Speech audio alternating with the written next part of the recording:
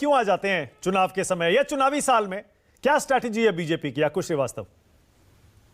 देखिए, अंत में बोल रहा हूं तो तय बात है, कुछ चीजों का आगे बढ़ाऊंगा, कुछ चीजों को नए तरीके से कहूंगा, लेकिन एक जो शेर कहा गया उसी से शुरुआत कर देते हैं कि तुम्हारे पांव के नीचे कोई जमीन नहीं, कमाल ये भी है कि फिर भी तुम्हें यकीन नहीं। तो अब वो जमीन तलाशने का सिलसिला शुरू किया जा रहा है, हाँ। जमीन को मजबूत करने का सिलसिला किया जा रहा है। और जमीन को जब मजबूत करना है तो उसके लिए नेहरू का नाम भी ठीक है। अब आप नेहरू का नाम लेंगे तो फिर इंदिरा गांधी का नाम लेंगे, फिर मैमूना बेगम का नाम लेंगे। आप समझ रहे होंगे ये नाम कहां से आया है, ये मैमूना बेगम। फिर उसके बाद में ये होगा कि आप गांधी कहां से आया, किसने दिया, नेहरू ने दिया या गांधी जी ने दिया। फिर उसके बाद में रिश्तों की बात आएगी कि रिश्ते कहां तक चले थे और क्यों नहीं चले थे। फिर उसके बाद में ये कहा जाएगा कि साल, 1.5 साल, 2 साल में कभी आपने इन फिरोज गांधी साहब को याद किया गया कि नहीं किया गया। तो ये सब पूरा जो है अपनी अपनी कॉन्स्टिट्यूंसी को गर्म करने का मामला है।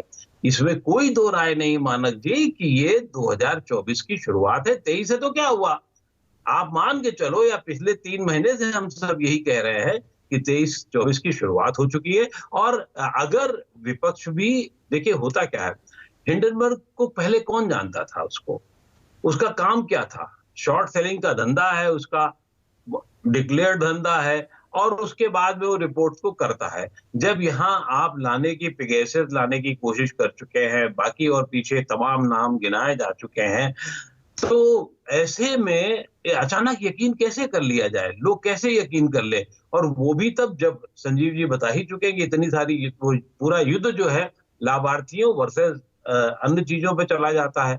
अब यही लाभार्थी करने के लिए कांग्रेस भी लगी है। ओपीएस के नाम पे लाभार्थी है, ईंधन गैस के नाम पे लाभार्थी, तो उसका कुछ ना कुछ तो काउंटर कहीं करना पड़ेगा ना। आज वो गहलोत साहब ने भी तो बजट में कह दिया, फ्री बिजली और तमाम चीजें।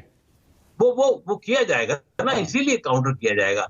आप डिलीवरी होना और डिलीवरी के बाद उसके फल लेना सबसे आसान काम है। ये बीजेपी भी जानती है, बहुत अच्छी तरीके से जानती है। उसको मिला पिछली बार, राहुल गांधी ने कहा था कि 12,000 वो 6,000 रुपए साल देंगे, लेकिन तब तक किसान जो है वो पाना शुरू हो चुके थे, तो उनका वो नहीं बन पाया। लेकिन अब सवाल ओपीएस को लेकर के होगा। अब सवाल ओपीएस को लेकर, दिक्कत एक ही है कि ओपीएस के पाने वाले कितने लोग हैं। ओपीएस के वोटर हिमाचल में तो काम कर जाएंगे, बाकी जगह सरकारी कर्मचारी हैं कितने ये भी देखा जाएगा। तो बहुत, लेकिन ईंधन गैस बहुत काम की चीज है। जिस उज्ज्वला से पूरी सरकार पूरा पहला काल के दौरान पूरा बहुत बढ़िया सा बैंड बाजा बजाया जा सकता था, अब उसको और भी हो सकता है। अभी तो देखिए, एक बात बता दें आप, ये बजट, मेरा मानना है ये बजट तो जो है एक और मेगा बजट अभी आने वाला है, जिसमें बहुत कुछ चीजों को साफ करा जाएगा जो डिमांड्स आ रही हैं।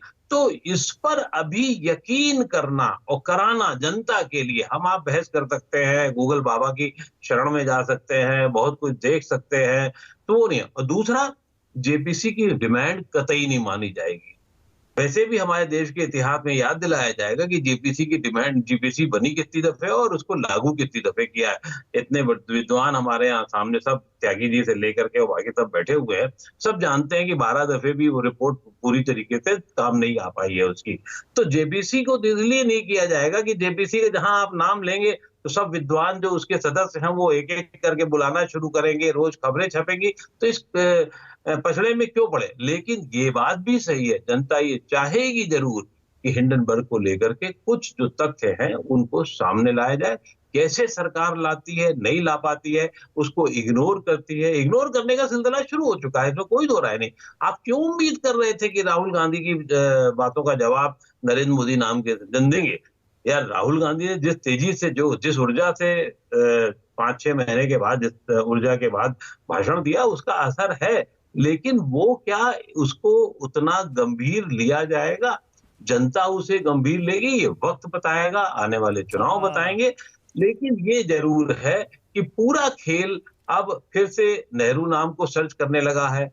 काफी लोग फिरोज गांधी को सर्च करने लगे हैं, काफी लोग उनका इतिहास भूगोल देखने लगे हैं, और एक आध और शेर व शायरी आएगी, चलती रहेगी, काम इसी तरीके से चलेगा।